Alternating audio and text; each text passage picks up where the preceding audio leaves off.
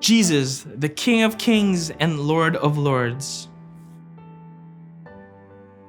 Revelation 19:16, and he has a name written on his robe and on his thigh, King of Kings and Lord of Lords. Yesterday, we celebrated Christmas Day, a day where we commemorate the birth of the God-child, Christ the Lord.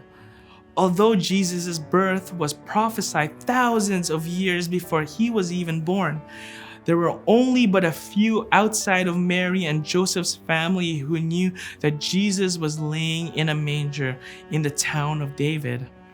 The first coming of Christ was humble, meek, and simply lowly.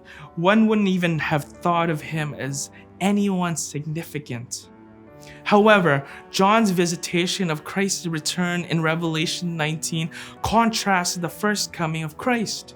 From verses 11 to 15, it was revealed to John that Christ would be returning riding a white horse with his eyes like blazing fire, wearing many crowns on his head. And not only that, but he arrives with armies of heaven following behind him.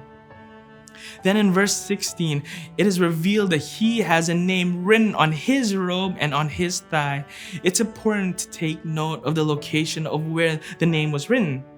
During the time of John's vision, when distinguished individuals or army leaders come into battle, inscriptions were conspicuously written on the side of the robes around their thigh area to let everyone know who they were, and those who were standing around would be approximately eye level with the rider's thigh.